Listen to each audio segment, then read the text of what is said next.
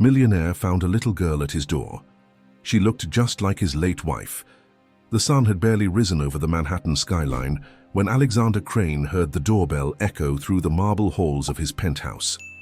The sound was jarring in the early stillness, a sharp note that didn't belong in the carefully curated quiet of his world. He was in the middle of reviewing quarterly earnings in his home office, but something about the insistent chime made him pause. Frowning, he stood, adjusted the cuffs of his silk robe and walked toward the front entrance. When he opened the door, he expected a delivery, perhaps a neighbor in distress, anything but what he saw. Standing there, barefoot and trembling slightly, was a little girl no older than 6. Her coat was too thin for the April chill, and her dark curls framed a face so hauntingly familiar that Alexander felt the ground tilt beneath him. She looked up at him with wide, storm-gray eyes, the same eyes that had once belonged to his late wife, Evelyn. He hadn't seen eyes like that since the day of her funeral. For a moment he couldn't speak. The girl tilted her head, her small fingers clutching a folded envelope. She held it out toward him silently, her gaze steady and unblinking. Who are you?" he managed to ask, his voice barely above a whisper. The girl didn't answer. She simply handed him the envelope. He took it with trembling hands, the paper already damp from her fingers. On the front, in a delicate looping script, was written, "For Alexander Crane, urgent." His pulse quickened. He tore the seal open and unfolded the letter. "Dear Alexander," it began, "if you are reading this, then I am gone. This is Amelia. She is your daughter." His heart stopped. The handwriting, unmistakably Evelyn's, curved across the page like a ghost returning to speak. The hallway seemed to blur as Alexander gripped the edge of the doorway for balance. His mind couldn't reconcile the girl in front of him with the letter in his hand. Evelyn had died 6 years ago. There had been no pregnancy, no talk of a child, not a word. And yet here was Amelia, flesh and blood, staring at him with those storm-gray eyes, the same look Evelyn had when she was troubled but too proud to admit it. He stepped aside slowly, his voice shaky. "Come in, sweetheart." Amelia nodded and walked past him, her small footsteps echoing against the marble floor. Her silence was unnerving, not shy but calculated, as if she were waiting for something.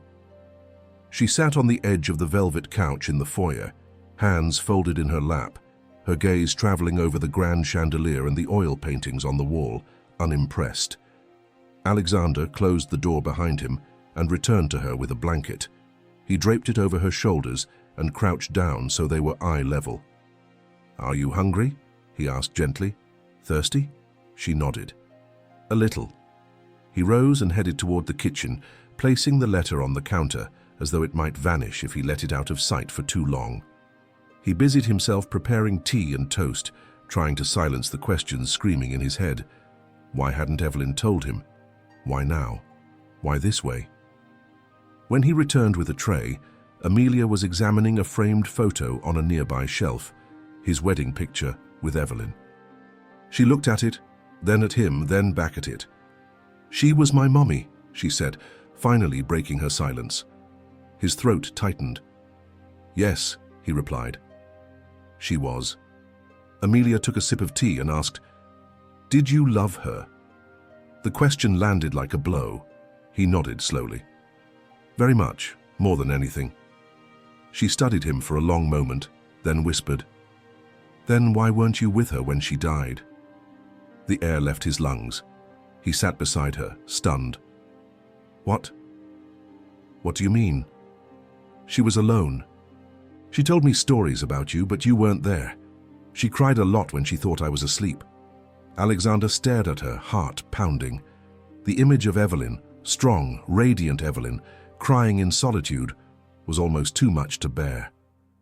"Where were you, Mr. Crane?" He flinched. The way she said his name with that soft accusation buried beneath politeness made it clear this wasn't just a child's question. She had been sent here not only to find him, but to make him answer. He looked away, staring into the golden rim of his teacup, as if it could shield him from the weight of her question. Where had he been? In truth, he had been everywhere and nowhere, drowning in boardrooms, chasing mergers, running from memories. After Evelyn's sudden disappearance from his life, he had buried himself in work, in noise, in distractions. But he had never received a death notice, no funeral invitation, no closure. She had vanished, leaving nothing behind but a silence he had grown used to enduring. "I didn't know she was dying," he said at last, his voice hoarse. "She left, disappeared. No messages, no calls. I thought she didn't want to be found." Amelia looked at him carefully. "She didn't leave you because she wanted to." His gaze snapped to hers. "What do you mean?" "She was scared," she said, as if quoting something she'd heard many times. "She said people were watching her, that they wanted to hurt her." Alexander felt the floor beneath him tilt again. "People? Who?" "I don't know," she said, curling deeper into the blanket. "But sometimes we had to move at night. She'd wake me up and tell me to pack my things really fast. We never stayed anywhere more than a few weeks." He rose and paced the room, disbelief and guilt twisting inside him like blades. Evelyn, paranoid, running. It didn't fit with the woman he knew, poised, brilliant, fierce. But maybe he hadn't known her as completely as he'd believed. Or maybe someone had forced her into hiding. His phone buzzed on the table. He ignored it. "I have to understand what happened," he muttered. "Who did this to her? Why she didn't tell me about you?" Amelia blinked slowly. "She wrote letters, lots of them. I remember. She'd cry while she wrote, but I don't think they ever got sent." "Letters?" Amelia nodded. "She kept them in a red box. We always carried it with us. But I don't know where it is now. Last time I saw it, we were in a motel by the sea, then men came." Alexander turned to her sharply. "What men? Did they hurt her?" "I don't know. She made me hide in the closet. She told me to be brave. When I came out, she was gone." He swallowed hard. "How did you get here?" She looked down. "A woman helped me.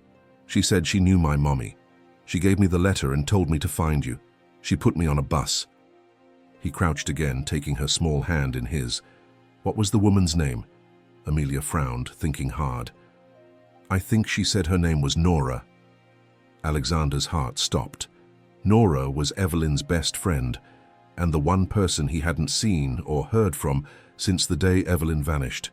He stood frozen in the center of the room, the name echoing through him like a drumbeat. Nora Kingsley.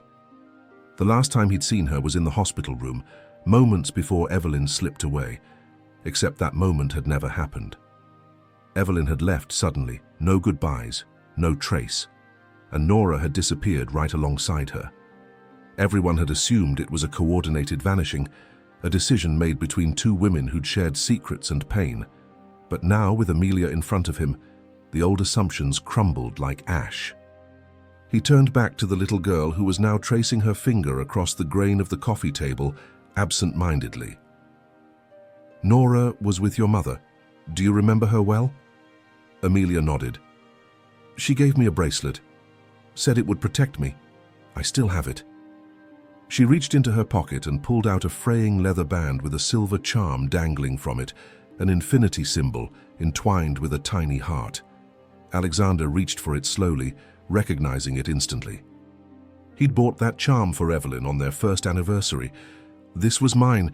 I gave it to her." Amelia tilted her head. "Then I guess she wanted me to have a piece of both of you." Emotion rose in his throat like a tide.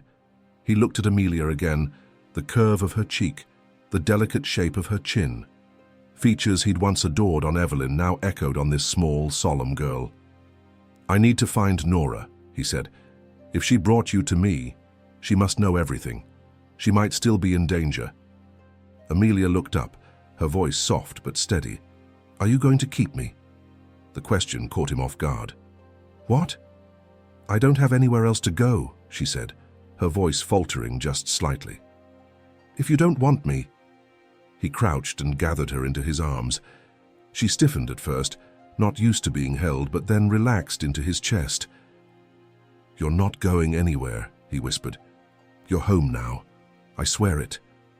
He didn't know what being a father would mean yet. He didn't know how to fill the 6 missing years of her life, or how to make up for Evelyn's suffering. But what he did know, as surely as the city buzzed beneath them, was that this child had been brought to him for a reason, and he would not fail her. From across the room, the letter still lay open, Evelyn's final plea scrawled in black ink. Alexander stood and picked up his phone. He dialed a number he hadn't used in over half a decade. When the voice answered on the other end, hushed and breathless, he said only, "Nora, we need to talk." There was silence, then a single word, trembling. "She found you." "Yes," Alexander said, gripping the phone tightly. "She's here. She looks exactly like Evelyn." A long pause stretched between them. He could hear Nora breathing, unsteady and sharp, as if she were trying to keep herself from breaking. When she finally spoke, her voice was hollow. "I didn't know if she'd make it. I didn't even know if you were still alive." His brows furrowed. "What are you talking about? Why would I not be alive?" "There's so much you don't know, Alex," she said quietly. "So much Evelyn never told you. She wanted to, but after everything that happened in Geneva, after the clinic, she changed. She didn't trust anyone. Not even me, not fully." He stepped into the study, closing the door so Amelia wouldn't hear. "Start explaining. Now." Nora hesitated. "I can't do this over the phone." "It's not safe. Meet me tonight. I'll text you a location. Come alone." "Nora, wait." But the line went dead. Alexander stared at the silent receiver. Geneva, the clinic. Pieces of a puzzle he didn't even know existed were now scattering at his feet. He returned to the living room, trying to compose himself. Amelia was curled on the couch beneath the blanket, her eyes heavy with sleep, her hand clutching the bracelet like a talisman. He sat beside her and watched her breathe, the rise and fall of her small chest so fragile, so real. He couldn't help but wonder what Evelyn had gone through in her final years, how much fear, how much loneliness. And all the while, he had been living his life in a glass tower, blind to the truth just beyond the horizon. He leaned back and closed his eyes, memories of Evelyn crashing over him, her laughter in the mornings, the way she used to tuck her hair behind her ear when she was nervous. How she'd look at him when she thought he wasn't watching. And now her daughter slept beside him, his daughter. The apartment was still, but not silent. Somewhere in the building the wind pressed against the windows, and a soft clicking came from the heating vents. The city was waking, but for Alexander everything had just begun. His phone buzzed again. A text, coordinates, a time 10:30 p.m., no bodyguards, no driver, just you. He looked at the screen, then back at Amelia. A wave of protectiveness surged in his chest. He would go. He would get answers. But first he had to make sure the little girl who wore Evelyn's eyes would never be left in the dark again. He reached for the red envelope again and noticed at the very bottom, scribbled faintly in the corner in Evelyn's handwriting, "If something happens to me, don't trust Mark." Mark Reynolds, his oldest friend, his business partner. His blood went cold. The name pulsed in his mind like a warning bell. Mark Reynolds. They had built their empire together, forged through college friendships and boardroom wars. Mark had stood by him at his wedding. He had been there when Evelyn disappeared, offering comfort, support, and quiet assurances that she would return. Alexander had trusted him more than anyone, but now Evelyn's words were seared into his memory. Don't trust Mark. He stared at the note, his hands trembling.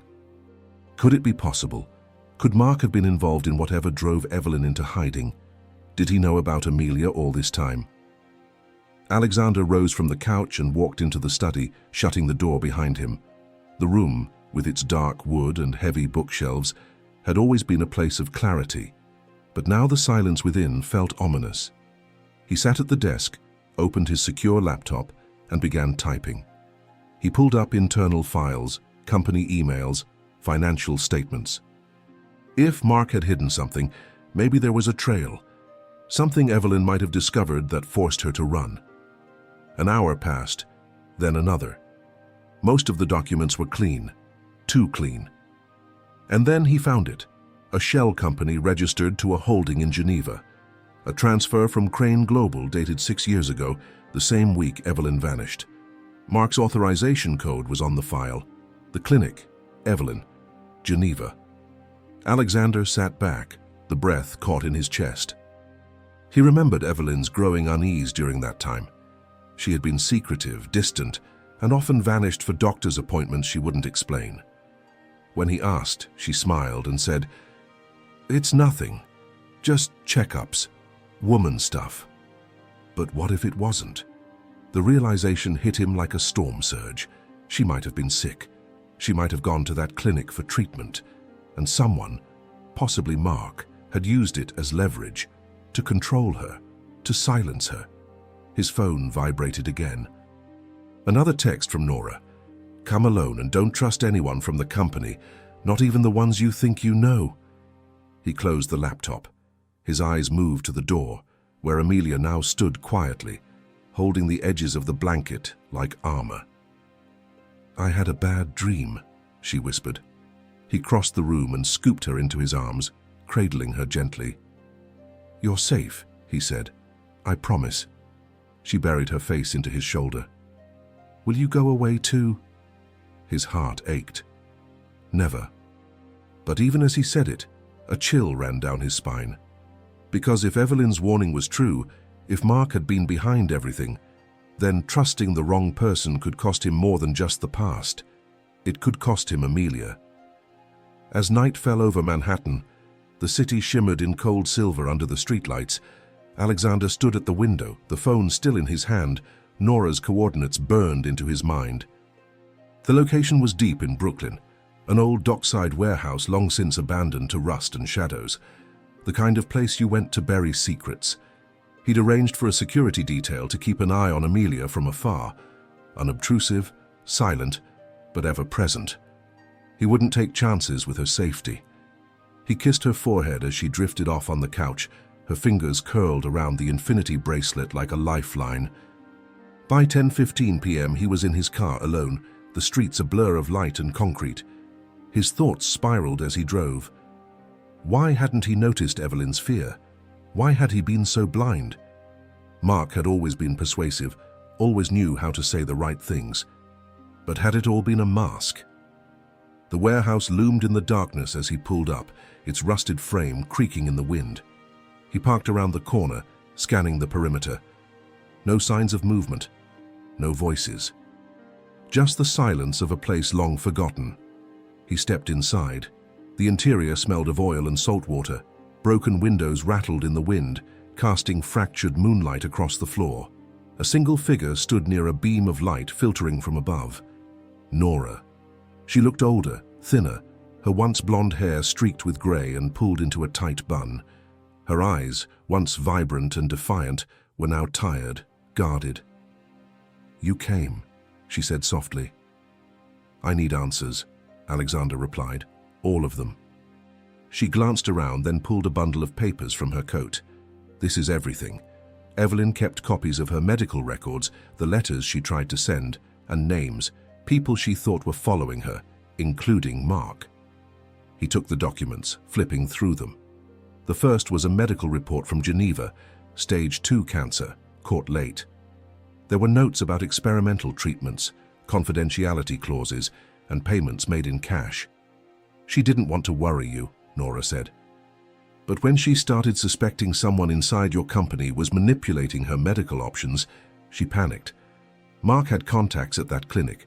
She overheard them discussing her, plans to isolate her, monitor her. It wasn't about treatment, it was about control. Alexander's stomach turned. Why? Why would he do that? Because Evelyn knew things, Nora said. Things about a merger, illegal funding. She found the files and threatened to expose them unless he backed out. He retaliated by cutting her off from her resources, even her own bank accounts. That's when she ran. He stared at her. Why didn't she come to me? She tried. I swear she did. But the more she reached out, the more danger she put Amelia in. Mark was watching everything. She thought if she disappeared, you might be spared. And you? He asked. Why didn't you tell me? I was being watched too, Nora whispered. They made it clear, if I talked, they'd kill her. Or the baby. She stepped closer, but Evelyn left one final clue, something you need to see. Nora reached into her coat again and pulled out a small flash drive wrapped in velvet. She held it out to Alexander with both hands, her fingers trembling slightly. "She made me promise to give this to you if anything happened to her," she said. "She recorded everything, videos, messages, even footage from the clinic. It's all here, names, documents, voice recordings. If anything happens to me too, make sure this gets out." Alexander took it slowly as though it might shatter. The weight of Evelyn's final act settled in his palm. Her voice, her truth, had been locked away in this tiny device for years, waiting for a moment like this. "She was so brave," Nora said quietly. "Even when she was sick, even when she was scared out of her mind, all she ever cared about was Amelia and you." He turned the drive over in his hands, his heart aching. "Why didn't she tell me about the baby?" "She wanted to," Nora replied. "She wrote you letters. She even tried to call once, but Mark intercepted the messages. She thought he'd destroy you if you got involved. Evelyn was willing to let you hate her if it meant you lived." He stared into the darkness beyond the broken windows. "And Amelia? What happened the night she disappeared?" Nora's jaw clenched. "They found us. I don't know how." Evelyn had sensed something off. She'd been planning to move again. But before we could leave, they came. 3 men, suits, quiet, efficient. Evelyn told me to take Amelia and run. She stayed behind to stall them. Alexander's stomach turned. "She was trying to protect you both." Nora nodded. "I waited as long as I could, but Evelyn never came." She wiped a tear from her cheek. "We went underground after that. I kept Amelia hidden. We moved constantly. But I always knew. One day I'd have to bring her back to you." He clenched the flash drive in his fist. "This ends now. I'm not running anymore." "You'll be risking everything," Nora warned. "Mark's powerful. He has connections everywhere. If he knows you have this, let him come," Alexander said, his voice steely. "I've lost too much already." A noise echoed through the warehouse, soft, deliberate footsteps on metal. Nora's eyes widened. "We have to go. Now." They moved quickly, slipping through a side door and out into the shadows behind the building. Alexander glanced back just once and caught the glint of something silver near the main entrance, a figure watching from the dark. They didn't stop running until they reached the car. As he started the engine, he looked at Nora. "Go to Amelia. Keep her safe. I'll deal with this." "You're going to confront him?" He nodded. "Tomorrow morning." "Where?" "In the only place Mark feels untouchable," Alexander said, his eyes hard. "The boardroom." The morning sun broke over the city with a sharpness that matched the tension in Alexander's chest. He had barely slept. His mind raced all night, haunted by Evelyn's voice echoing through the recordings he watched in the early hours. Her eyes, hollowed by pain but fierce with love, had stared directly into the camera as she told him everything. She spoke of the diagnosis first, how the doctors gave her 18 months, then how that timeline suddenly shortened without reason, how her regular doctor was replaced with someone she didn't trust, how she discovered that Mark had financial ties to the clinic, and that files related to her care had been altered or erased altogether. But it wasn't just about her health. She had found evidence that Mark had laundered millions through their corporate subsidiaries to secure a secret acquisition of a tech firm involved in data surveillance. She had copies of the wire transfers, audio of his conversations, and the names of 3 board members who had helped cover it up. Evelyn had planned to go public. That's when the threat started. In the final video, Evelyn clutched Amelia close, whispering to her, even as she addressed Alexander. "If you're seeing this, I'm gone," she said. "And I'm sorry I never stopped loving you. I just couldn't bring you into this. They would have destroyed you, but if you're watching now, it means our daughter found her way home. Take care of her and finish what I started." Alexander sat at the head of the long boardroom table later that morning, the flash drive locked in his briefcase, his expression unreadable. The 12 board members filed in, laughing, checking their phones, oblivious to the storm brewing. Then Mark Reynolds entered, polished as always, with his tailored suit and practiced grin. He gave Alexander a nod and took his seat opposite him. "Morning, partner," he said. "What's so urgent?" Alexander folded his hands.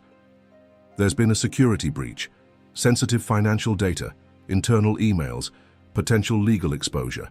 We need to address it immediately." Mark blinked, his smile faltering slightly. "What kind of data?" Alexander met his gaze. "Everything you've tried to bury."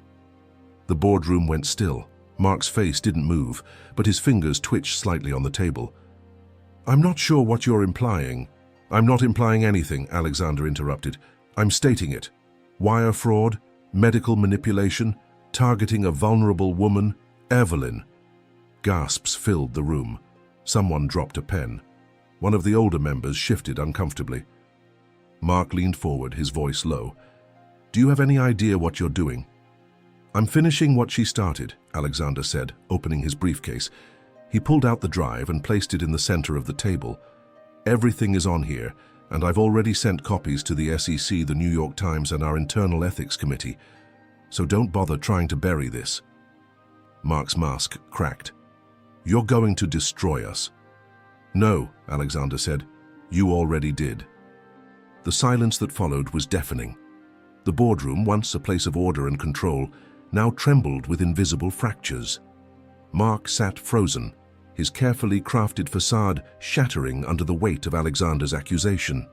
For a moment, no one moved. Then, one by one, the board members turned toward Mark. Eyes once filled with respect, now brimmed with suspicion and fear. "You can't prove any of it," Mark said finally, his voice quieter, strained. Alexander didn't flinch. "Evelyn kept every receipt, every transfer confirmation, every call. She documented everything. And now the authorities have it." "This is a smear campaign," Mark snapped, but his voice cracked. "You're grieving and confused." Alexander stood slowly, hands steady. "She trusted you. We both did. You used that trust to hurt her, to drive her into hiding while she was dying." Mark's lips parted, as if he wanted to deny it. But something in Alexander's eyes, cold, certain, and unyielding, made him stop. "I want your resignation by the end of today," Alexander said, his tone final. "Publicly. If you don't, the next time you walk into this room, it'll be in handcuffs." One of the board members cleared his throat. "Alex, if what you're saying is true, if you have this evidence, we support you." Others murmured in agreement. The shift was instant and complete. Mark's face flushed deep red. "You think you can just erase me?" "No," Alexander said, gathering his things. "I think you erased yourself a long time ago." He turned and left the room without another word. Outside the building, the sky had darkened. Rain fell lightly, smudging the city into blurred reflections and streaks of light. Alexander climbed into his car, soaked but steady. At home, Amelia ran to greet him the moment he walked in. She wore one of Evelyn's old scarves around her shoulders like a cape. "Did you do it?" she asked, her eyes bright. He knelt and hugged her tightly. "Yes, baby, I did."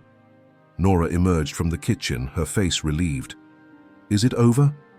"Not yet," Alexander said, "but it's begun." He spent the evening with Amelia in the living room, watching her draw pictures with crayons. She drew a house with 3 figures standing in front of it: him, her, and a woman with long hair and a soft smile. "Is that Mommy?" he asked gently. She nodded. "She visits me in my dreams. She says you're strong." He swallowed the lump rising in his throat. "She was the strongest person I ever knew." Amelia reached out and took his hand. "Now we both have you." The night deepened. Thunder rolled in the distance. Alexander stood by the window, holding a glass of scotch, watching the storm approach. Justice had begun. But the past had not let go of all its ghosts. Far across the city, a woman watched the news unfold on a hidden screen. Her fingers tapped a glass, eyes cold. "She found him," she murmured, "just like Evelyn planned." And then she smiled. The next morning arrived heavy with fog, blanketing the city in a hushed veil, as if the world itself held its breath. Alexander stood in front of the mirror in his bedroom, adjusting his tie with practiced precision. But his eyes, sharp and distant, betrayed the calm surface. The past 24 hours had turned his world inside out. Evelyn's recordings, Mark's exposure, Amelia's drawings, the woman in the shadows. Everything was moving faster now. Threads long buried suddenly yanked into the light. Downstairs, Amelia sat at the breakfast bar, legs swinging as she nibbled on toast. Nora stood nearby, watching the news on a tablet. The headline scrolling across the screen read, "Corporate scandal unveiled. Whistleblower implicates billionaire in medical fraud, embezzlement." Mark Reynolds' face appeared, stone-faced and pale, stepping into a black SUV as reporters swarmed around him. "He resigned an hour ago," Nora said, turning to Alexander. "Effective immediately. The company's already announcing interim leadership." "He's not finished," Alexander muttered. "Men like him don't just vanish. They retreat, they reload." Nora nodded grimly. "I agree. And if he suspects we have more than what was released publicly, he'll want to erase the rest." Amelia looked between them, sensing the tension. "Are we in trouble?" Alexander crouched beside her, brushing a curl from her cheek. "No, but we have to be careful. That means you stay close to Nora and you don't open the door for anyone unless I say so." She nodded solemnly. He kissed her forehead and stood. "I need to visit someone. Someone who might know why Evelyn trusted that woman, the one who smiled in the shadows." Nora narrowed her eyes. "You think someone else was involved?" "I think Evelyn never did anything without a plan. If she left clues behind, this isn't over. That woman, she didn't look like a threat. But Evelyn trusted few people. We need to know who she is." Back in his office, Alexander began combing through Evelyn's video logs again. Each file was labeled meticulously, dates, locations, even emotional codes like calm, afraid, urgent. One stood out, "Final contact, Cassandra." He opened it.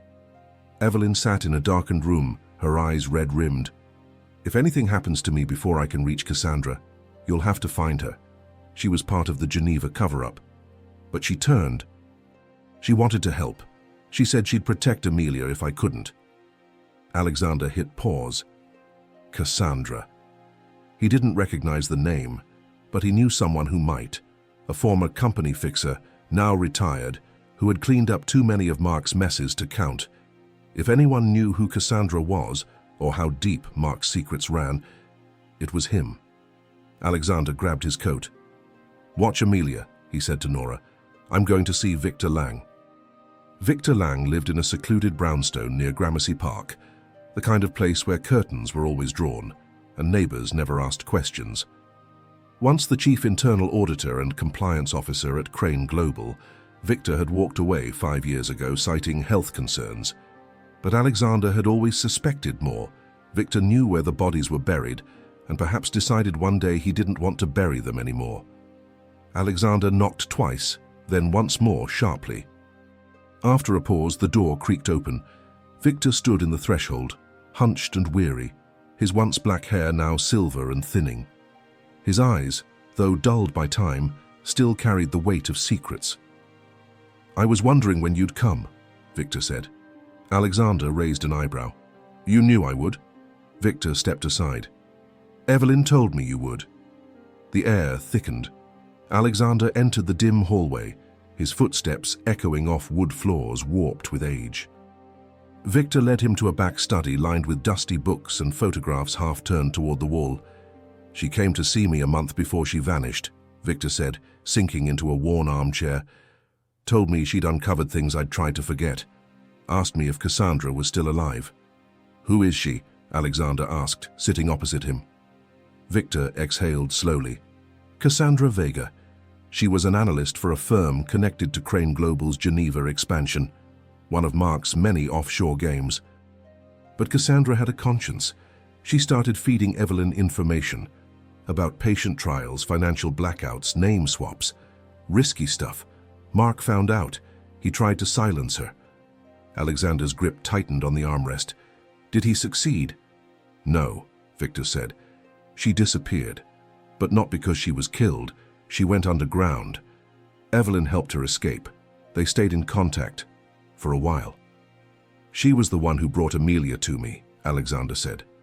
Victor nodded. Then she's still watching. Still protecting your daughter. Evelyn must have asked her to be a shadow guardian, a second line of defense. Alexander leaned forward.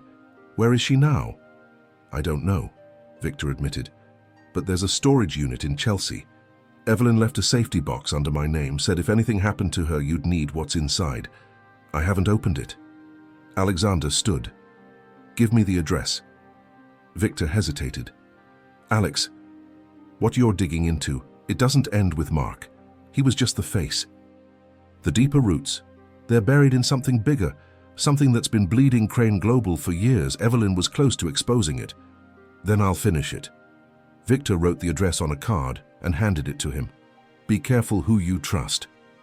As Alexander turned to leave, Victor added quietly, and if you find Cassandra, thank her for me. She saved more than one life. Outside, the fog had lifted slightly, the city shimmering beneath its shroud. Alexander stared at the card in his hand, unaware that across the street a dark vehicle sat idling, its tinted windows slowly lowering. A man inside lifted a phone to his ear. He's going to the locker. Tell Mark. The storage facility in Chelsea was buried beneath layers of forgettable architecture. Grey walls, flickering neon signs, and a receptionist who barely glanced up when Alexander presented the access card Victor had given him. The elevator creaked as it descended into the bowels of the building, the hum of the machinery echoing like whispers in a crypt. Unit 117. The lock was old, but Evelyn had chosen it for a reason. Alexander unlocked the door, heart hammering. Inside, the air was dry and stale, filled with dust and the scent of cardboard. The unit was nearly empty, just one small metal trunk padlocked, with a folded note taped to the top. He peeled the note off and read Evelyn's handwriting, familiar and elegant. Alex, if you found this, then we've already lost too much. But maybe, just maybe, you still have time. Trust no one from the company, not even the old guard.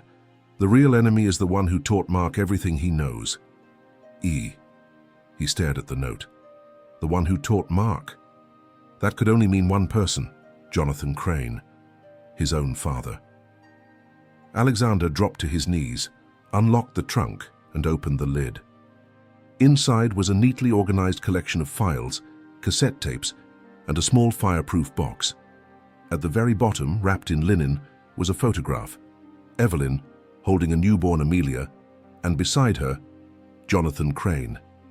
Alexander staggered back. His father, who had supposedly died 10 years ago, was in the photo, older but unmistakable. Evelyn's face in the photo was strained, guarded. Not a portrait of joy, but of fear. He yanked open the fireproof box. Inside, he found a medical report. Subject Amelia Crane, gene identification profile. At the bottom was a line highlighted in yellow. Results indicate advanced biometric tracking system implanted within subject during gestational period. Consent status unverified. His blood ran cold. They had experimented on Evelyn, on their unborn daughter. He turned to the tapes, sliding one labeled Final Confession, JC, into the portable recorder. Jonathan's voice crackled through the speaker. If you're hearing this, then either I'm dead or they finally turned on me. I did things, me unforgivable things. I thought we were building the future, eradicating disease, predicting crime through genetics. But we went too far. Evelyn found out. She wasn't supposed to. Neither was the child. There was a pause. I tried to protect them, but I was already too deep. Mark took over when I backed out. He's ruthless, and now he's built a network I can't control. If you're my son, then hear this. Don't follow me, burn it all. The tape clicked off. Alexander stood in the dim room, reeling. His father was alive when Evelyn gave birth, involved, possibly complicit. And Amelia, she wasn't just a child caught in the crossfire. She was the key to everything. Suddenly, the lights in the unit flickered. A soft beep echoed from the hallway. Then, the unmistakable sound of a boot scraping metal. Someone was coming. Instinct surged through Alexander. He grabbed the box of files and the cassette player, shoving them into a duffel bag. He slipped the photograph of Evelyn and Jonathan into his jacket pocket, zipped up the bag, and extinguished the overhead light. He crouched low behind the metal trunk just as the storage unit door began to slide open. A sliver of light cut across the floor. Shadows spilled in first, 2 of them, heavy steps, deliberate. "Check the box. He's probably already got what he came for," a voice muttered. Male. Calm. Dangerous. Alexander held his breath as one of the men entered. Black boots, dark jeans, no hesitation. He was trained. The man moved toward the trunk, lifting the lid. A low grunt followed. "Empty," he called over his shoulder. A second figure appeared in the doorway. Taller, slower. "Search the rest. He's not far." Alexander inched backward, heart pounding. The corridor behind the unit was narrow, but led to the freight elevator, a potential escape route if he timed it right. He waited until the first man turned toward the shelves lining the back wall. Then he bolted. He burst from the unit into the hallway, sprinting full speed toward the elevator. Behind him, a shout rang out, followed by thundering footsteps. He slammed the elevator button. Nothing. Dead. With no time to spare, he veered left, down a dim stairwell. The narrow concrete steps echoed every frantic step he took, the weight of the duffel threatening to slow him down. Halfway down, a shot rang out, loud, deafening. The bullet pinged off the metal railing just inches from his shoulder. He ducked lower, pushing himself harder. He reached the ground floor exit and crashed through the door into the street, blinding sunlight hitting him like a slap. Horns blared as he stumbled into traffic, narrowly dodging a taxi. He sprinted across the street into a nearby alley, breath ragged, chest on fire. He ducked behind a dumpster and waited, listening. Nothing. The men hadn't followed, not into daylight. They weren't here to be seen, just to retrieve what he now carried. Alexander leaned against the brick wall, sweat dripping from his brow, fingers clutched tightly around the bag. His father's voice echoed in his ears. "Don't follow me, burn it all." But he wouldn't burn it. He would expose it. His phone buzzed. A text from an unknown number. "She's no longer safe. You have 24 hours. Cassandra." His hands trembled. He had trusted the wrong people for too long, but now the game had changed. Amelia was the target, and Cassandra, the only person who could protect her, had just issued a warning. And a countdown. Alexander burst through the door of his penthouse, soaked with sweat and adrenaline. Nora and Amelia looked up from the couch immediately. Nora's face tightened with alarm. Amelia dropped the crayon she was holding and rushed toward him. "You're bleeding," she cried, pointing to his arm. He looked down and realized he'd grazed it on a brick during his escape. The skin was torn, red, but not serious. "I'm fine," he said, hugging her tightly. "But we need to talk. Now." He motioned Nora into the study and closed the door behind them. He dumped the contents of the duffel onto the desk, files, tapes, and the photo of Evelyn, holding Amelia beside Jonathan Crane. Nora's breath caught. "Is that—" He nodded. "He's alive. Or he was. Evelyn never told me. She said he taught Mark everything. And she was right, he was part of it all, the medical trials, the biometric implants, the surveillance tech. But then he tried to pull out. He recorded a confession. It's all here." Nora sank into a chair. "And you believe he was trying to protect them in the end?" "I don't know," Alexander said. "But he said, Amelia is the key to everything. There's a genetic marker. Something about her that could expose the entire network they built." Nora leaned forward. "That's why they're hunting her. Not just to silence Evelyn's legacy, but to keep this tech hidden. If the world knew children were being monitored from birth." Alexander's phone buzzed again. Another message from the unknown number. 24 hours. "After that, I can't guarantee her safety. Meet me alone, no tricks." Attached was a GPS pin. Somewhere on the edge of the city, an old greenhouse near the Palisades. "She wants to meet," Alexander said, showing the phone. "Cassandra," Nora whispered. "She must know you have the files." "I need you to take Amelia," he said. "Somewhere safe, not your apartment. Not anywhere we've used before. I know a place, Nora said. My aunt's cabin, remote, no tech, no signal. Alexander nodded. Perfect. Go now. He re-entered the living room and knelt in front of Amelia. Sweetheart, you're going on a little trip with Nora, okay? Her eyes filled with worry. Why? Because I need to meet someone who can help us. And I need to make sure you're safe while I do it. She stared at him. Will you come back? He smiled and kissed her forehead. There's nothing in this world that can keep me away from you now. As Nora packed a small bag, Alexander handed her a flash drive. Make copies, hide them. If anything happens to me, you release everything. She took it silently, her expression hardening. By the time they left, the sun was beginning to set. The city glowed gold and red, beautiful and dangerous. Alexander stood alone by the window, watching them disappear into the shadows. He had one night to unravel the last knot, and one final chance to protect what mattered most. The greenhouse stood on the edge of the cliffs overlooking the Hudson, cloaked in mist and shadow. Once a thriving botanical garden, it now resembled a ruin reclaimed by nature, ivy crawling through broken panes, rusted pipes groaning in the wind. Alexander arrived just after midnight, his footsteps silent on the gravel path. The only sound was the gentle rustling of leaves and the distant call of an owl. He stepped inside cautiously, the scent of earth and decay thick in the air. Moonlight streamed through cracked glass, illuminating a narrow path flanked by overgrown ferns and thorned vines. In the center, beneath a collapsing dome, stood a figure, Cassandra Vega. She turned as he approached, her silhouette framed by moonlight. She wore a long dark coat, her hair tucked beneath a wool cap, eyes sharp and watchful. She looked younger than he expected, but her gaze held 1,000 battles. I didn't think you'd come, she said. I didn't have a choice, Alexander replied. No, she agreed. You didn't.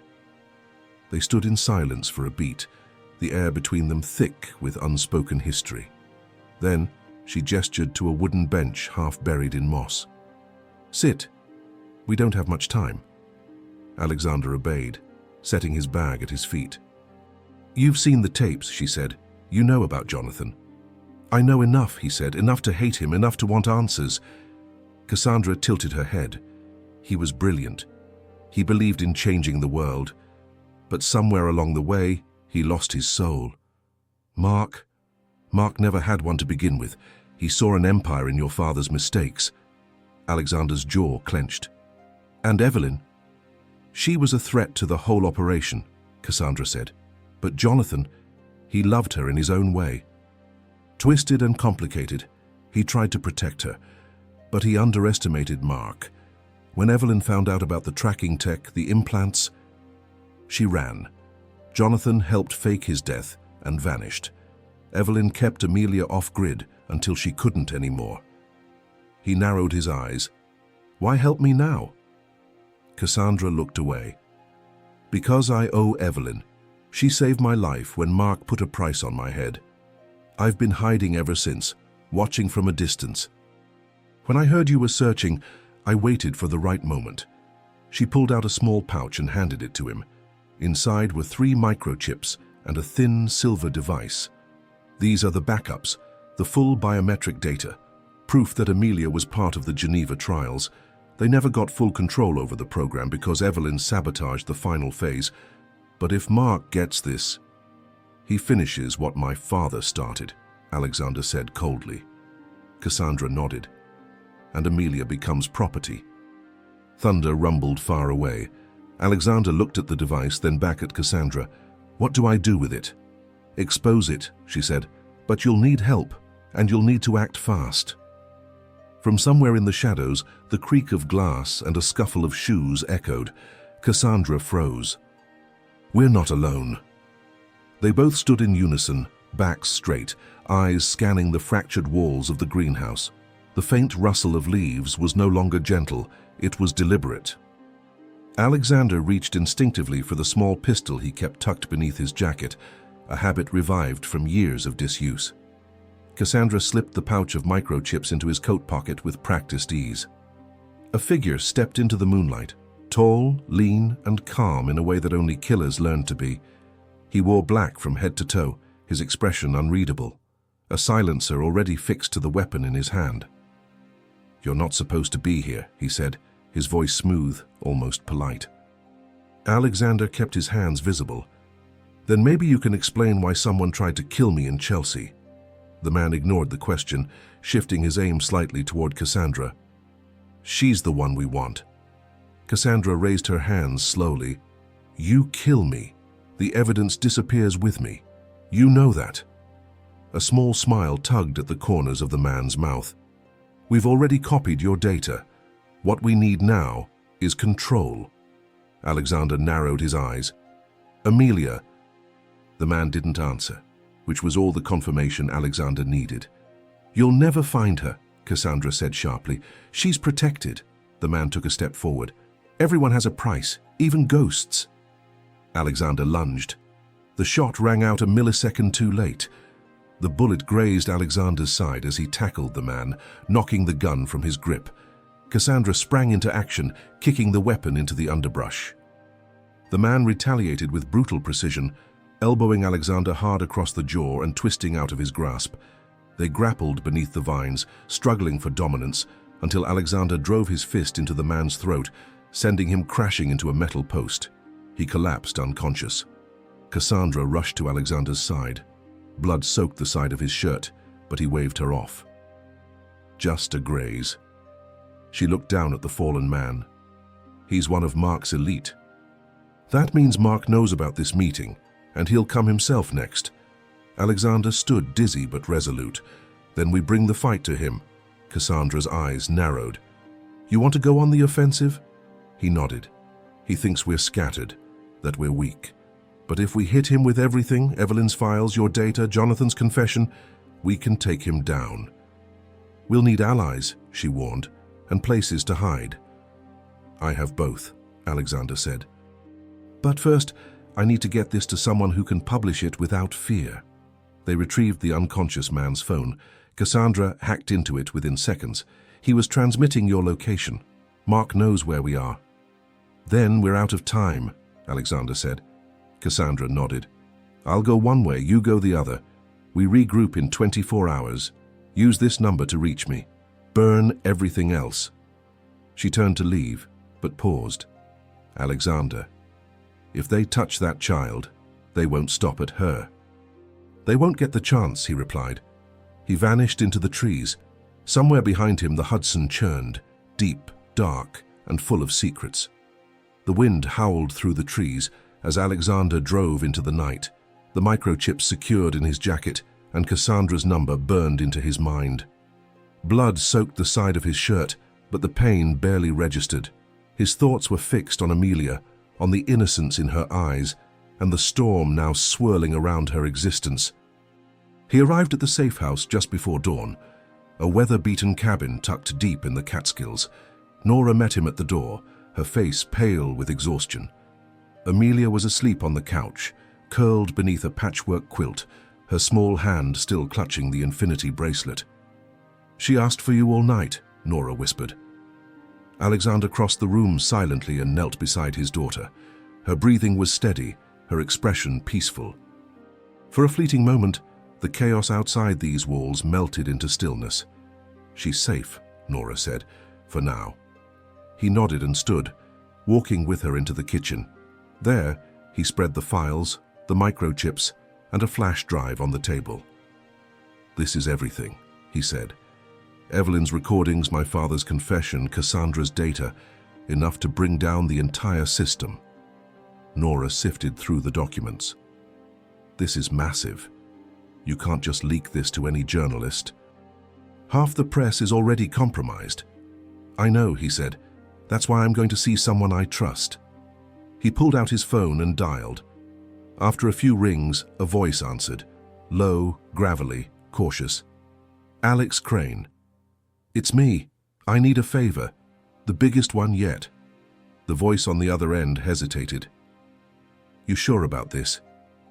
"I'm not sure about anything, except that if we don't act now, a little girl's life could be lost in a war she never asked for." There was a pause. Then, "Send me the files. I'll make sure the world sees them, but you better go dark the moment you hit send, because they will come for you." Alexander hung up, took a breath, and turned to Nora. "Pack. We move again tonight. But first, we make this public." He opened his laptop, connected the drive, and began uploading the data to a secure encrypted server managed by his contact, an independent journalist with nothing to lose and a reputation for burning down empires. The upload progress ticked forward, 10%, 26%, 47%. A soft chime rang out, an incoming call. Blocked number. Alexander ignored it. 60%, 81%. The chime again. Another blocked call. Then a message popped up across the screen. "You're making a mistake. You still have time to walk away. Choose the girl. Let the rest go." He froze. "Mark," he whispered. Nora read the screen over his shoulder. "He's watching." "I don't care," Alexander said. He hit send. The upload completed. At that exact moment, the cabin's power cut out. Amelia screamed from the living room. Then the sound of tires crunching gravel outside. Multiple vehicles. Nora grabbed a pistol. "They found us." Alexander looked at the dark window. The files gone, but the war just beginning. "They want a war," he said. "Let's give them one." The night air exploded with headlights and shadows as 3 black SUVs skidded to a halt outside the cabin. Doors flung open. Armed men spilled out with synchronized precision, their movements silent, practiced, lethal. Red targeting lasers danced across the cabin walls like ghosts searching for blood. Inside, Alexander pulled Amelia into his arms, shielding her tiny body with his own. Nora flanked the window with her pistol drawn, eyes scanning the tree line. They're not here to negotiate. Alexander's mind raced. The files were already uploaded. Mark couldn't stop that, but he could still try to silence them. To wipe out the last voices that could testify. "We need to split," Alexander said. "You take Amelia out the back. There's a ravine behind the shed. Use it to reach the trail. Head east. I'll lead them away." "I'm not leaving you," Nora snapped. "You have to. She needs one of us to survive." Amelia clung to him, her voice a whimper. "Daddy, don't let go." "I won't," he said softly, brushing her curls back. "This is just hide and seek, okay? Nora's going to win. You'll be safe. I promise." Nora grabbed a backpack and stuffed it with essentials, flashlight, first aid kit, a knife. She slung it over her shoulder, then took Amelia's hand, her expression unreadable. "If you don't make it back—" "I will," Alexander cut her off. He kissed Amelia's forehead. "Run when I say, don't stop." The first shot tore through the front door. Splinters rained down as a man shouted from outside, "We want the girl! Give her up and walk away!" Alexander fired once through the door, then turned. "Now!" Nora vanished out the back, dragging Amelia into the shadows. Alexander moved fast, kicking over a heavy bookshelf and flipping a table for cover. Another bullet slammed into the wall behind him. He counted footsteps. 3, maybe 4, entering through the front. They were sweeping the cabin methodically. He sprinted to the hallway and opened fire down the corridor. A man ducked but was hit in the shoulder, crashing into a coat rack. Alexander turned and bolted for the basement, slamming the door behind him. They followed. Downstairs, in the dark, he triggered the backup generator. A dull hum returned power to the lower level. He grabbed a crowbar from the wall and crouched behind an old boiler tank, breathing hard. Footsteps creaked down the stairs. 2 men, maybe 3. Alexander waited. When they were close, he swung. The first man dropped instantly, the crowbar cracking his skull. The second fired wildly, hitting a pipe. Steam hissed out in a blinding cloud. Alexander tackled him, slamming the pistol from his grip and driving his fist into his temple. When the silence returned, Alexander was alone again, but above him, tires screeched. They were chasing Nora, chasing Amelia. He tore back up the stairs, through the smoke and blood, his lungs burning. As he reached the porch, a single SUV peeled away, dirt flying, and Amelia was inside. The SUV disappeared into the trees with taillights flashing like warning beacons. Alexander stood frozen for a heartbeat, breath shallow, ears ringing. Then he ran, barely conscious of the pain slicing through his side, the blood seeping through his shirt, the weight of exhaustion threatening to drop him where he stood. None of it mattered. They had taken her. He sprinted across the gravel, down the trail that snaked into the woods, lungs burning with cold air. The SUV's tires had left a clear path in the mud, branches torn from their roots, leaves scattered in a chaotic wake. He ran until his legs threatened collapse. In the distance, he heard another engine, a dirt bike. Seconds later, Nora burst through the trees on a battered trail bike she must have found behind the cabin, her face streaked with dirt, eyes blazing. "They grabbed her at the ravine," she shouted over the engine. "I lost them, almost got shot." Alexander didn't waste a second. "We need a vehicle, something fast." Nora nodded and gestured east. "There's a fire road that leads down to the highway. There's a service station 5 miles out. We can steal something there." They mounted the bike, and with a roar, Nora gunned it down the slope, Alexander gripping her waist, the wind slapping his face as the trees blurred past. The forest seemed to close in on them, time bleeding away. He couldn't think about what they were doing to Amelia, couldn't let his mind go there. She was strong. She was Evelyn's daughter. She would survive. But only if he reached her in time. They arrived at the service station as dawn broke across the sky in streaks of orange and crimson. Alexander kicked open the door of an old garage and hot-wired a pickup truck in under a minute. They roared onto the highway, tires screaming. As they sped south, Alexander's phone vibrated. A new message. "You have 1 hour, alone. Come to the place where Evelyn died. No police, or she dies next." He stared at the screen. The place where Evelyn died. But she hadn't died in a hospital or on a street corner. She'd died in the shadows, in a place no one had been able to confirm. A motel by the sea. Evelyn's last known location before she disappeared for good. He turned to Nora. She wasn't killed in hiding, she was killed trying to reach Cassandra at that motel in Rockland Bay. Nora's eyes widened. "They're dragging you back to where it all began." He gritted his teeth. "Then that's where it ends." They turned off the main road, gravel spitting beneath the tires as they raced toward the coast. Wind whipped through the broken windows of the truck, and Alexander's hand never left the duffel of weapons and evidence resting in his lap. Every second brought him closer, to truth, to vengeance, to the only thing that mattered now, saving his daughter. The sun rose behind them, and the reckoning waited ahead. Rockland Bay had always been a forgotten place, a stretch of shoreline where waves gnawed at crumbling docks and sea mist blurred the line between sky and ruin. The motel sat on the edge of that desolation, a 2-story relic with salt-stained siding and faded letters that once spelled Seabreeze Inn. Now they barely whispered their name. Alexander parked the truck just beyond the dunes, hidden behind an abandoned boat trailer. The message had been clear. Come alone. And he would. But not unarmed. He checked the pistol at his side, then opened the duffel. Inside was the final piece of the puzzle, Jonathan Crane's confession, Cassandra's biometric files, and Evelyn's recordings, all backed up and stored on a single encrypted tablet. If he didn't walk out, this tablet would transmit everything to every major news agency on the planet. A dead man's switch, set to go off if his heartbeat stopped for more than 2 minutes. He stepped into the morning fog, sea breeze brushing his face, gun tucked into the back of his jeans. The world was unnervingly still.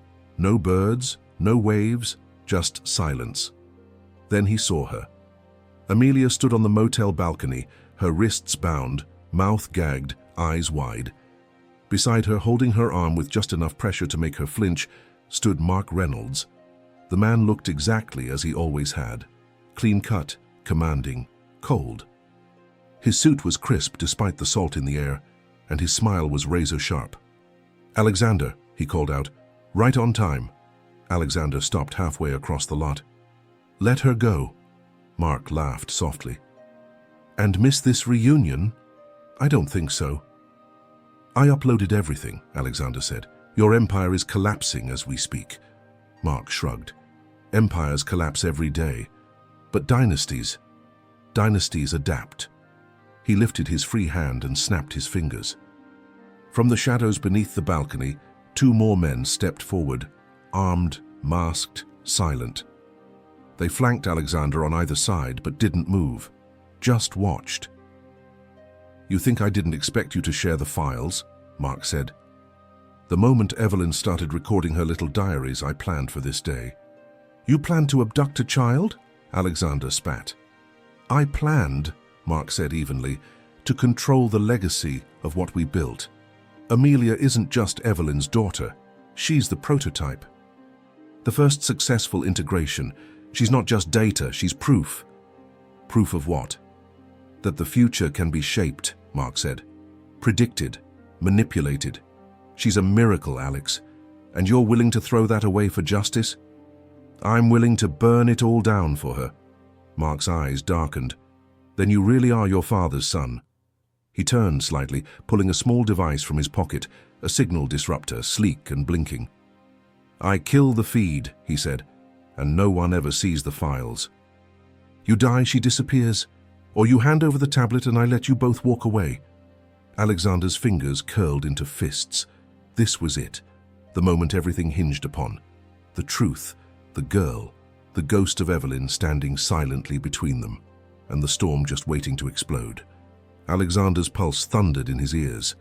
He stared up at Amelia, her small body trembling, the wind tugging at the hem of her dress. Her eyes locked onto his, not with fear, but trust. Absolute, unwavering trust. That was the power Evelyn had given her, the power he could not, would not betray. He reached slowly into his coat pocket and pulled out the tablet, holding it with both hands like an offering.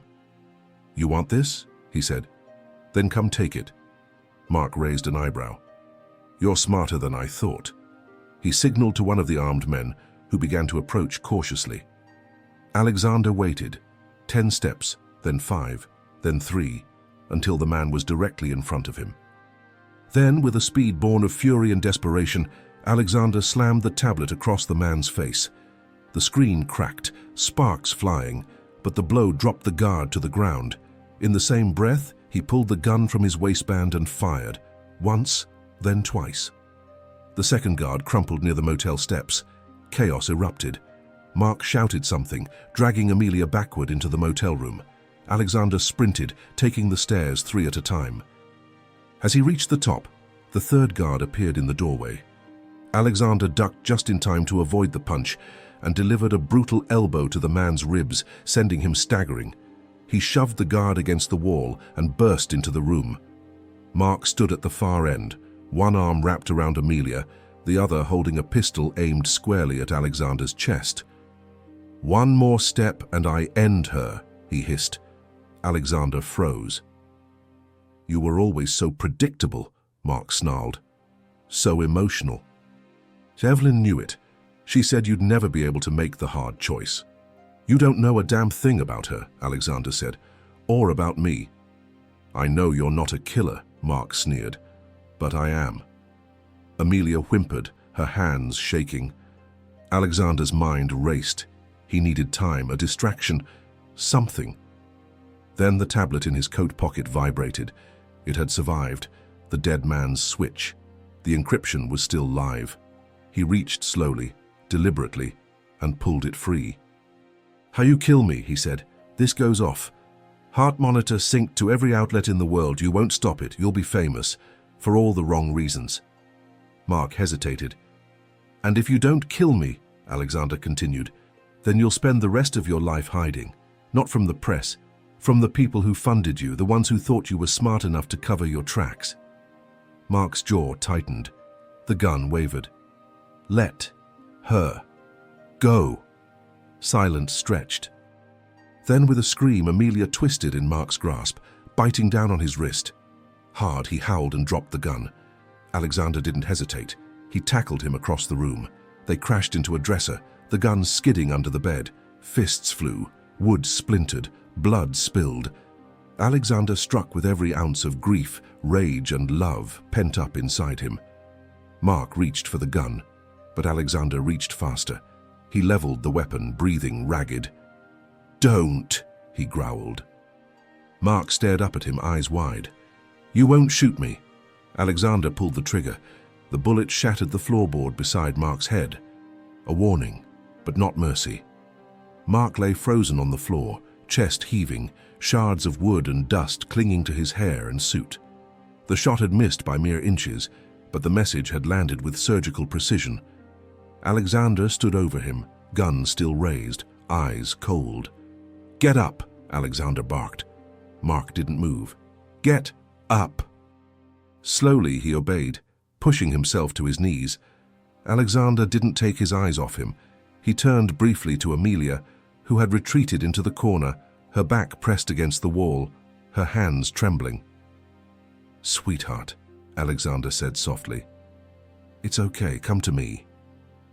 She stood on unsteady legs. When she moved toward him, Mark flinched, as if he still thought she belonged to him. Alexander saw it in his eyes, the greed, the belief in ownership over human life. That belief would be his undoing. Amelia ran to her father, and he dropped the gun just long enough to scoop her into his arms.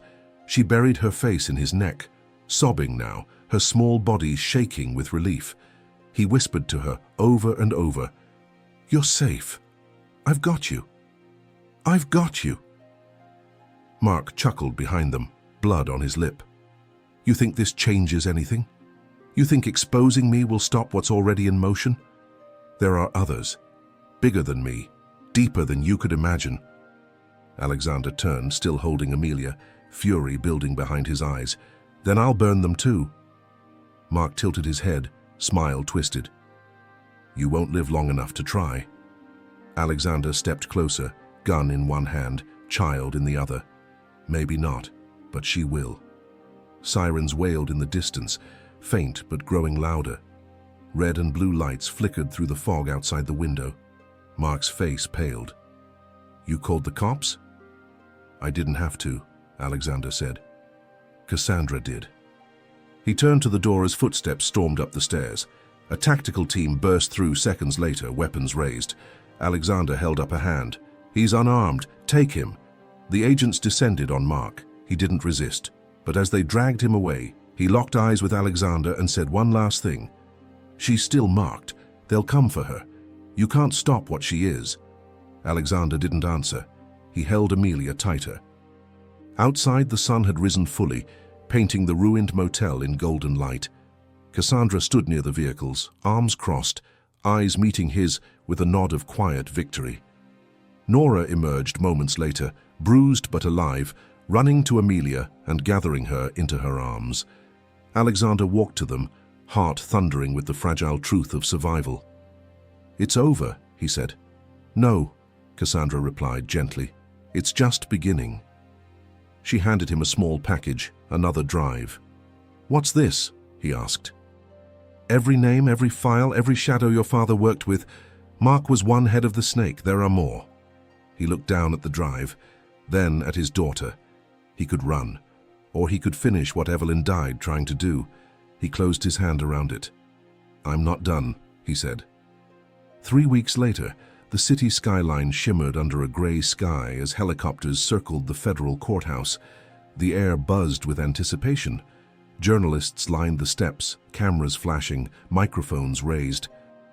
The trial of Mark Reynolds had begun, and with it a cascade of indictments swept through the corridors of power. CEOs, government contractors, biotech executives. The revelations triggered by Evelyn Crane's archive and Cassandra's files were deeper than anyone had feared. Alexander stood behind the glass walls of a quiet observation room, watching the chaos below unfold like a storm he had finally learned to control. Next to him, Nora held Amelia's hand, her other arm in a sling from the last encounter with Mark's men. "Do you think this will stop them?" she asked softly. Alexander didn't answer right away.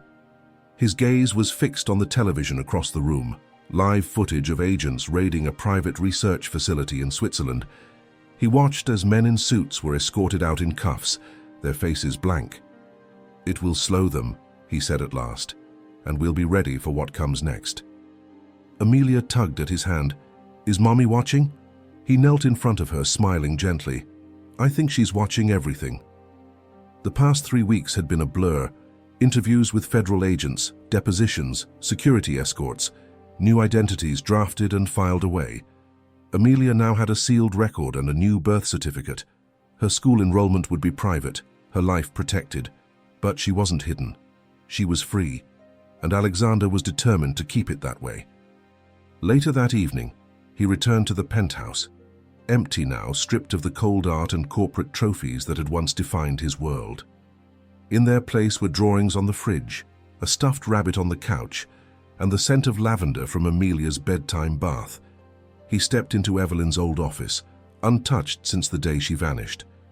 On the desk was her final journal, recovered from the Geneva locker. He opened it and read, "If you're reading this, Alex, then you're still standing. That's all I ever wanted. I was never trying to change the world. I just wanted to protect the part of it we made together. Our daughter, our light. I knew you'd find her. And I knew you'd become the man she needed. You always had it in you." Tears blurred his vision. He closed the journal and looked out at the city below. The phone on the desk buzzed. "Cassandra," he answered. "There's another site," she said. "Northern California, offshore. They're building a new version of the program." "This one's worse, and they have children." Alexander's jaw tightened. "I'll come," he said. "You sure?" "I'm sure." He hung up and turned off the light. Behind him, Amelia peeked into the room.